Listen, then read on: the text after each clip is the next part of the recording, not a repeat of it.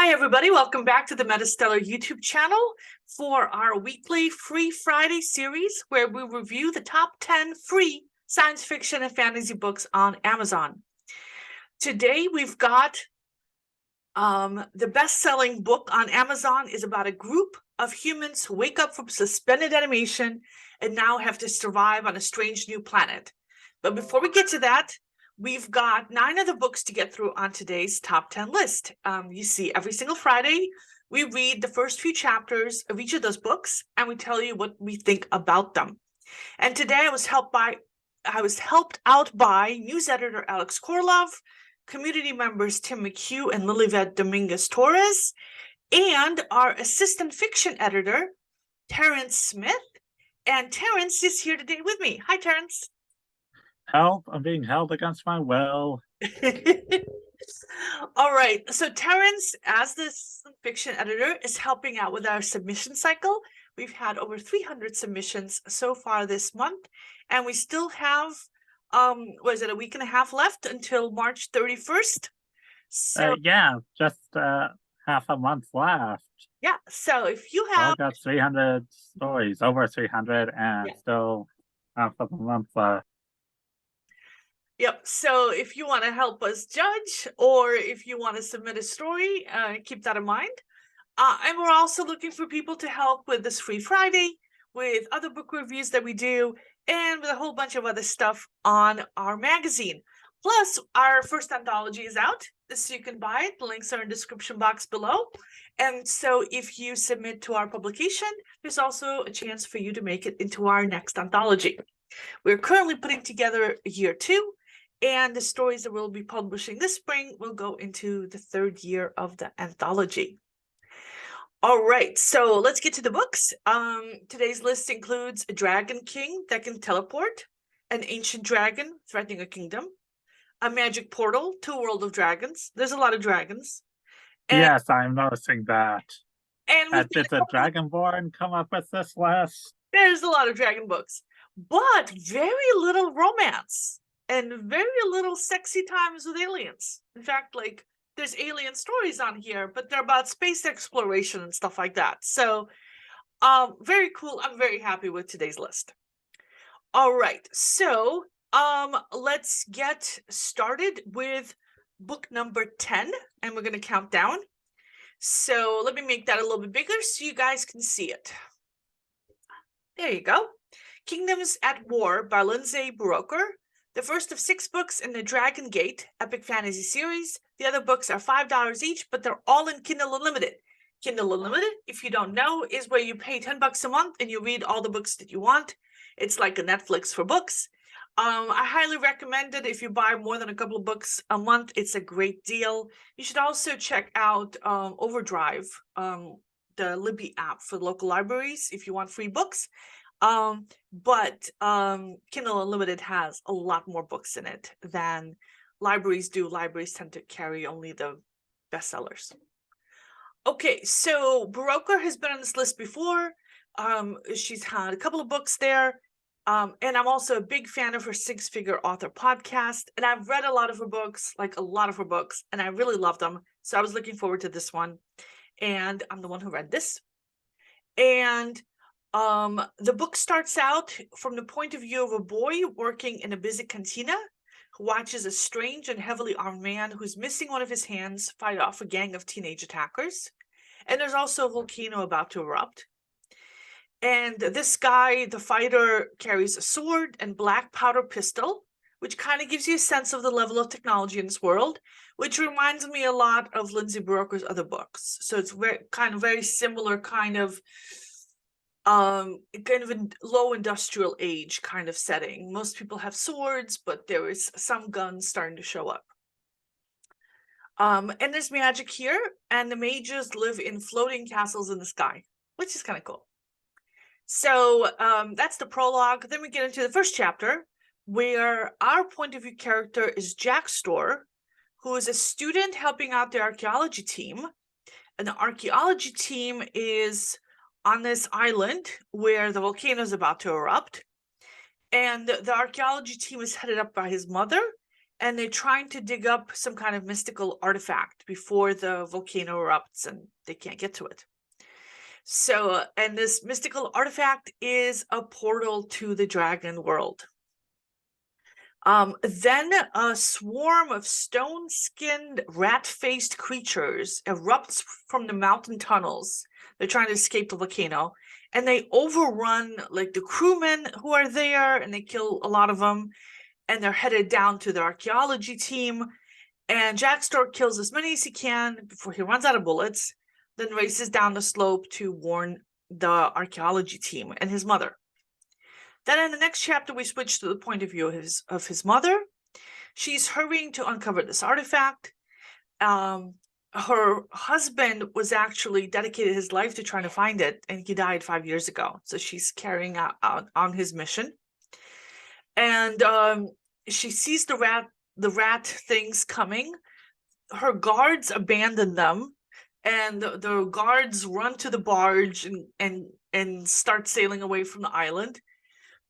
And they're about to be overrun by these monsters, where she sets off a couple of grenades and says some words like in some magical language that kind of drive the rat monsters off just long enough for a ship of female mercenaries to show up to rescue them.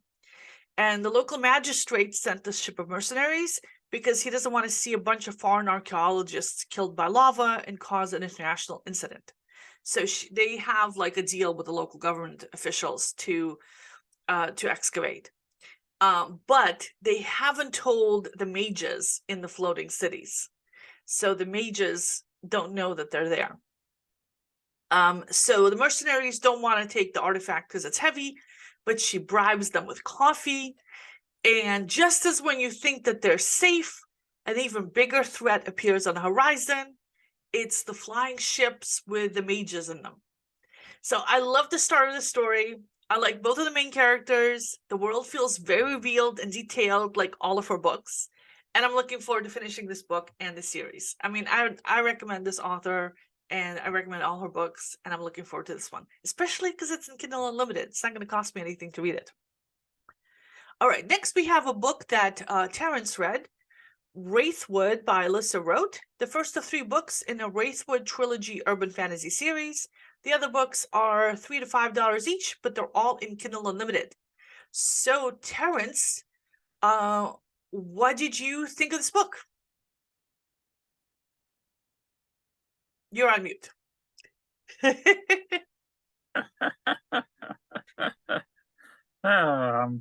I'm mute a lot, it seems. Well, I got into this one. This 14-year-old girl gets sent to live with her reclusive, estranged uncle in upstate New York, whose name is Merlin, because this is going to be incorporating elements of Arthurian legend. And there's going to be this greater mystery involved within this Gothic mansion that she has to live in.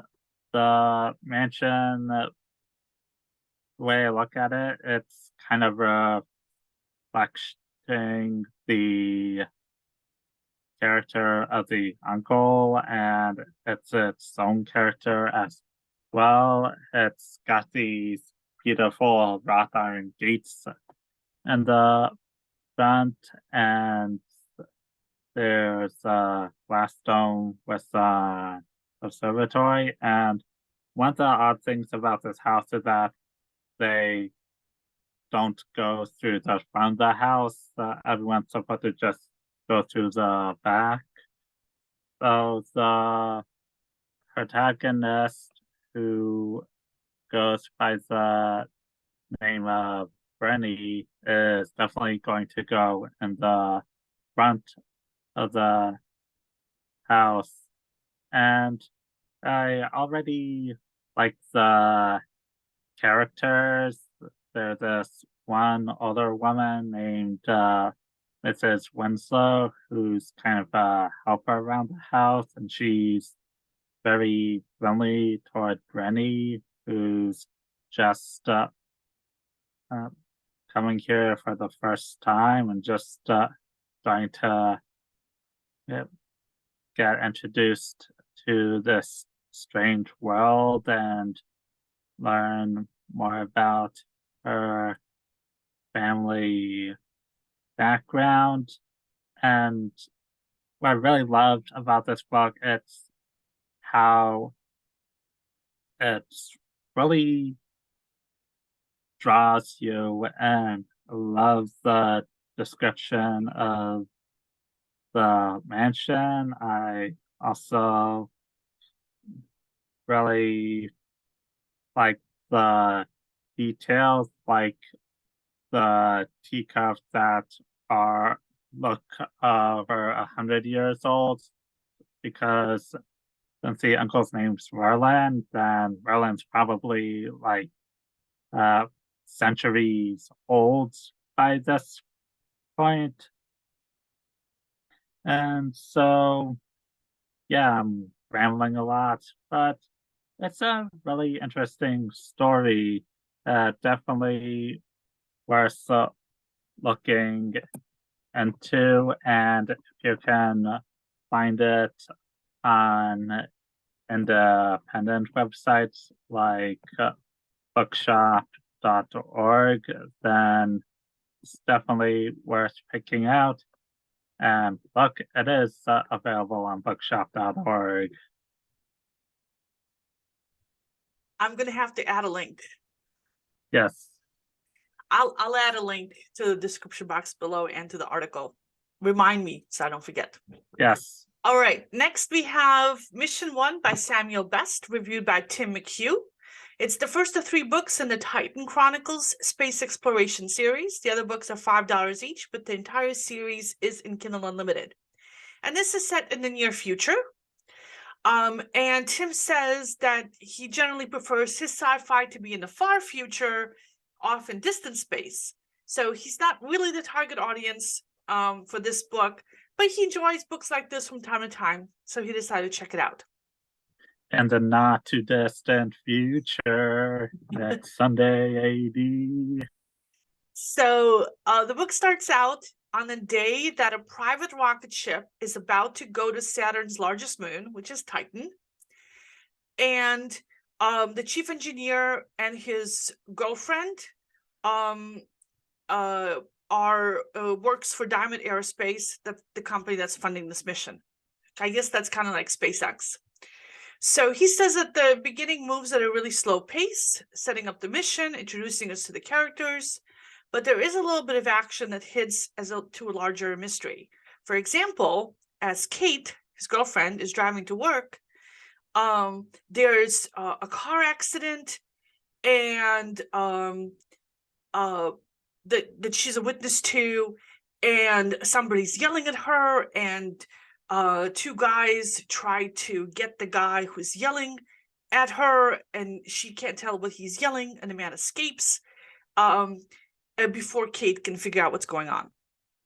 And this might be related to a mystery within Diamond Aerospace. Someone's trying to sabotage the mission. And Tim says that the writing is really good. And if you like the detailed descriptions of spacecraft, which I love, you might enjoy this book. And he's worried that it's going to turn into this overused space mission gone wrong trope. But from what he's read so far, he thinks that the author can make it work. So I might check that out as well, because I do like books of near future space exploration. Okay, next we have the Treoir Dragon Chronicles by Dianna Love, a box set of the first 3 books in the 9-book Treoir Dragon Chronicles of the Bellador, an urban fantasy series. The rest of the books are $1 to $3 each, but they're all in Kindle Unlimited. And this is urban fantasy, which I like, and Dianna Love is a New York Times bestselling author, which I also like. So I have high hopes for these books. And the prologue starts 2,000 years ago, where a guy named Dagon can turn into a dragon and can communicate telepathically with other dragons, and his father is the king, and Dagon is protecting a village from an attack by another king's army. And the other side also has a dragon, and the other side's dragon is one of his close friends who thinks that Dagon attacked his country. And Dagon's like, no, we didn't attack you. And the other guy's like, yeah, you did. You're the only red dragon around. And a red dragon killed my cousins so-and-so and burned up the villages. And so we're like getting back at you for that. That's racist. So Dagon's dragon has its own name and its own personality. So I guess they kind of like share a body, kind of weird thing. Anyway, so Dagon wins the battle, saves the village, spares his friend's life, and then he gets word that his father is sick, so he teleports over to see his father, and he finds out that there's another dragon clan that's about to go to war on them, so everybody hates them for unknown reasons, and they can't figure out why his dad is sick, and then he finds out that his sister's also sick.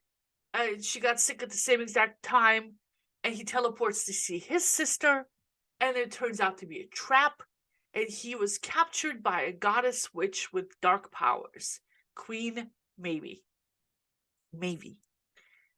And so before we find out what happens, what happens to the sister, what happens to his dad, anything, we're in the present day Atlanta. And like no word as to what's happening except that Queen Mavy's still around, and she's still a bad guy.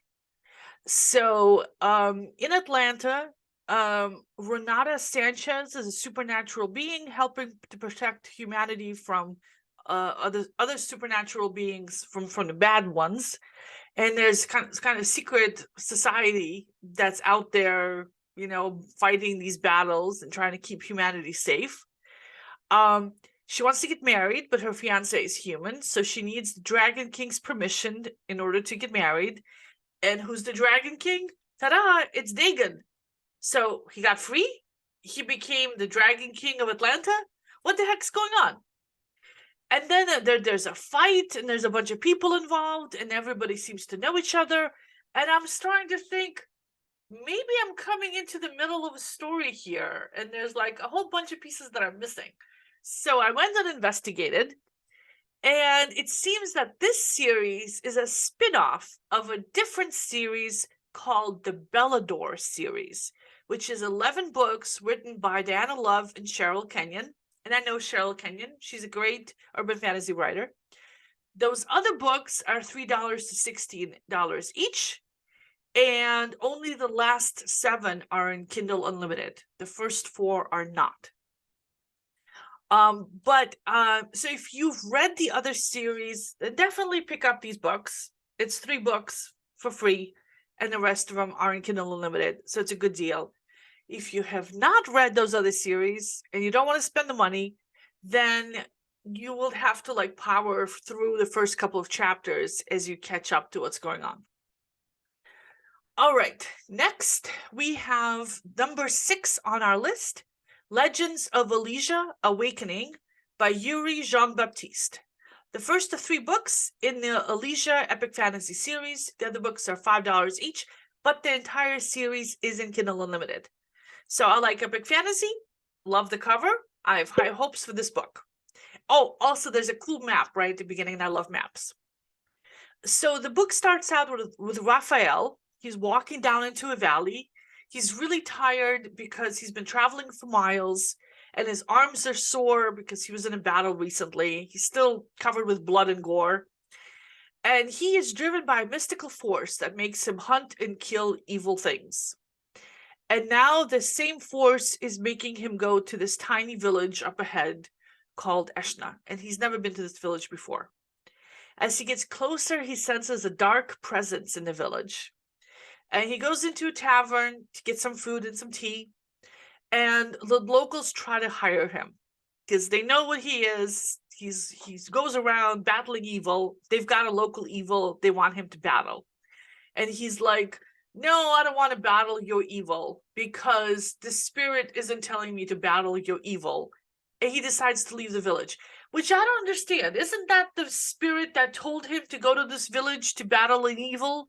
Didn't he sense an evil as he was walking into this village? Oh, and this evil thing has captured all the children of this village. So, I mean, if you're not going to battle evil, when are you going to battle it? So anyway, he walks away, and then a woman, an attractive woman, chases him down.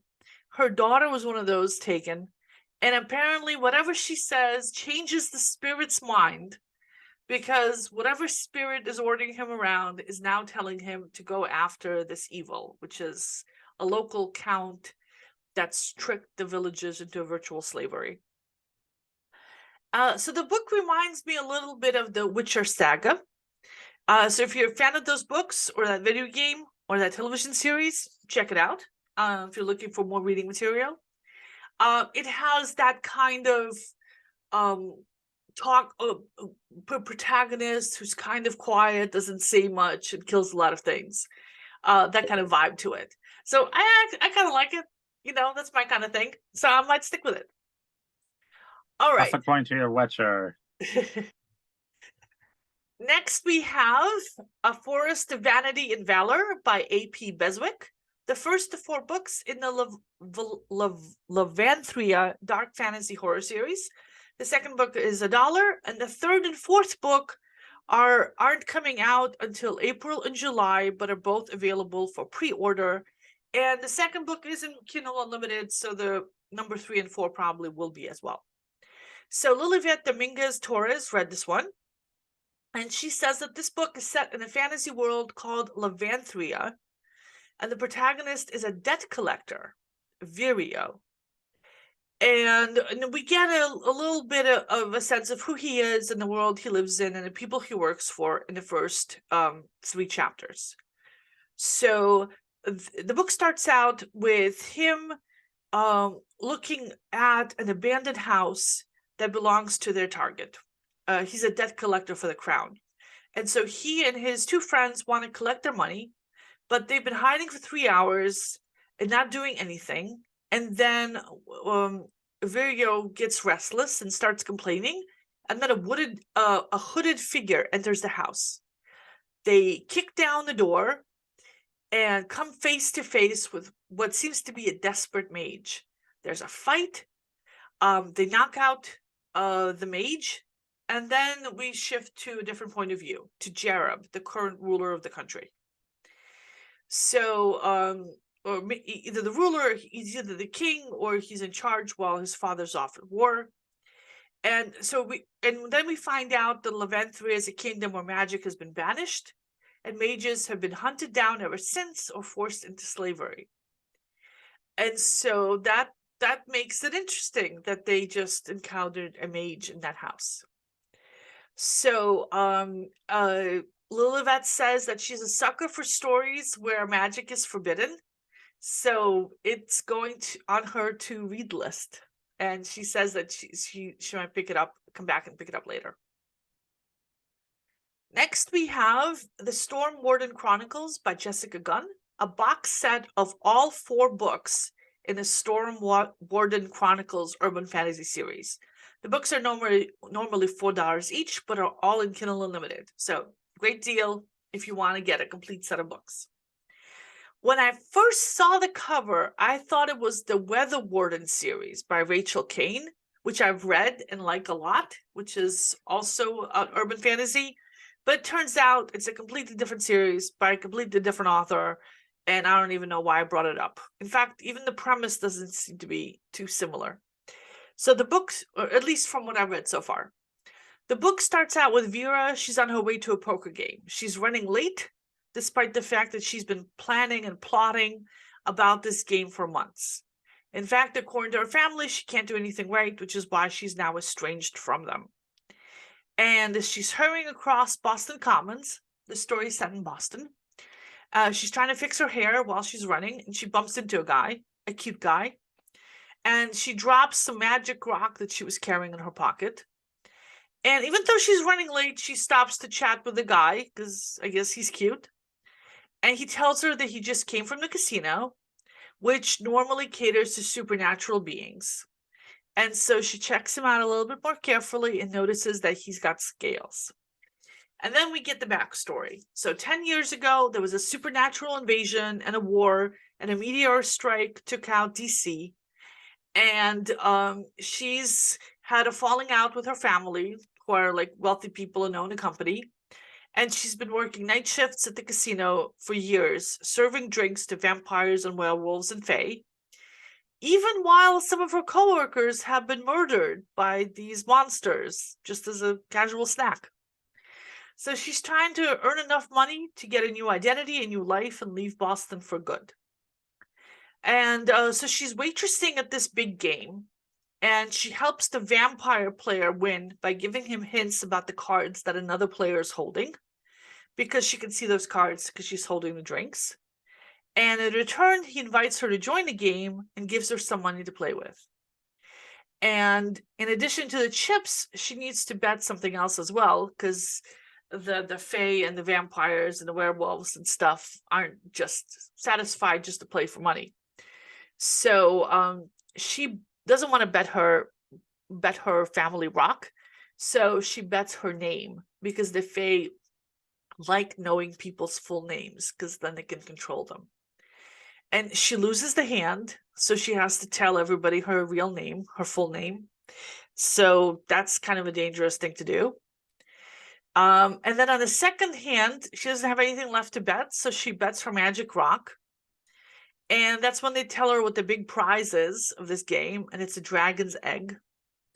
And she wins the hand and takes the egg, and she can feel that there's a dragon in there, and she feels a connection to it. So she takes the egg, leaves the cash, leaves her rock, and splits. So to me, it seems like one of those stories where the protagonist makes one bad decision after another and just happens to luck out. I mean, she seemed to have like done a really poor job planning for this game. I don't know why they let her join them. Why she wasn't killed immediately for cheating. I mean, why they didn't notice that she was cheating. Why they let a human into the game at all, regardless of whether the human was helpful or not. I mean, I don't understand any of these things. But it's a very readable story. So if you like plucky, down on their luck heroines who take crazy risks and somehow manage to survive, you might like this book. And there's also a lot of sexy guys here. There's a sexy stranger in the opening scene, the sexy vampire at the poker game, the fae who can now like control her because they know her full name. So I'm worried this is going to turn into a love triangle, which I do not like. But I understand that lots of other people do like them. And of course, you get the whole series for free.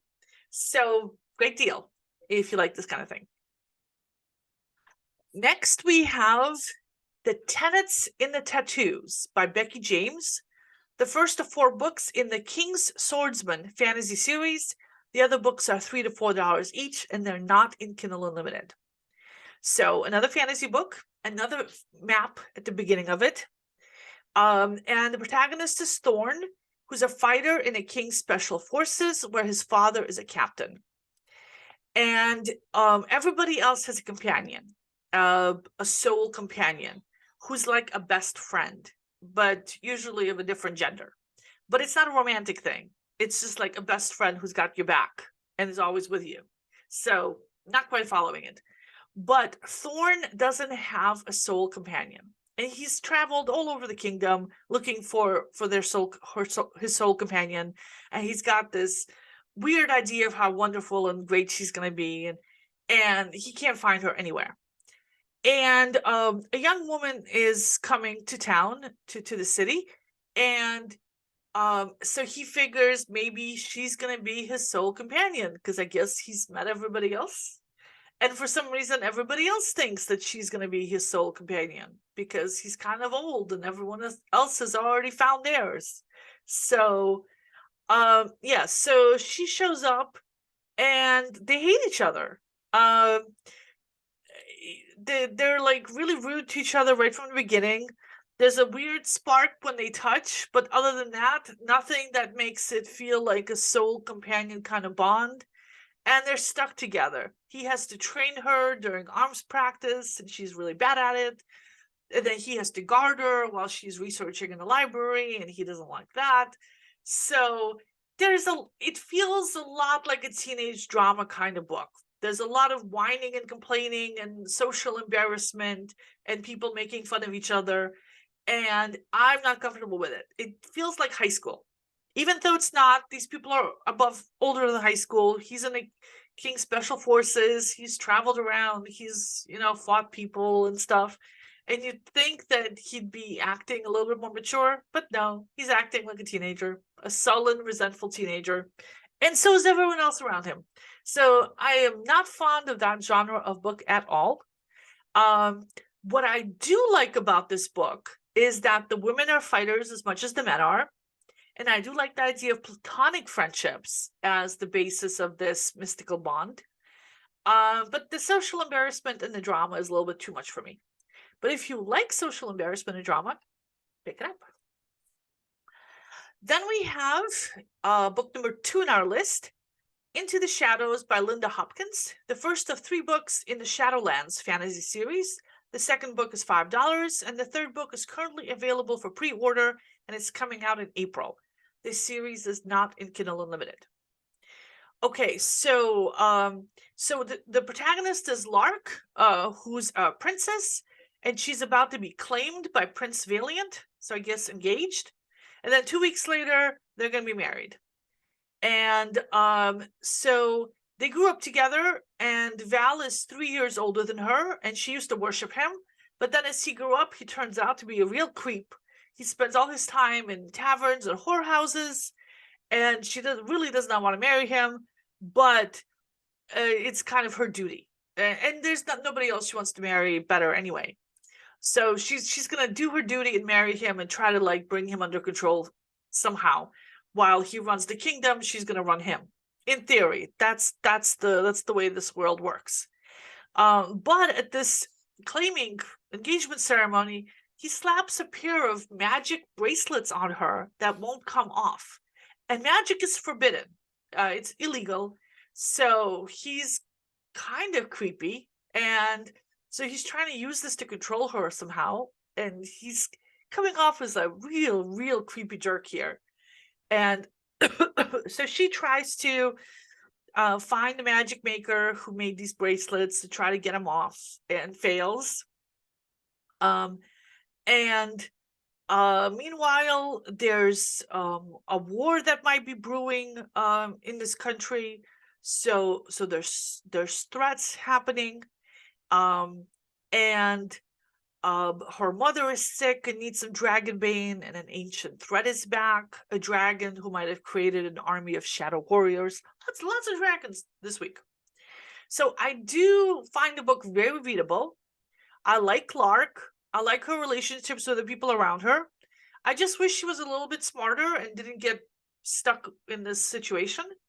And managed Val a little bit better from the beginning, because he seems kind of evil, but not that smart. So she could have figured out a clever way to manage him.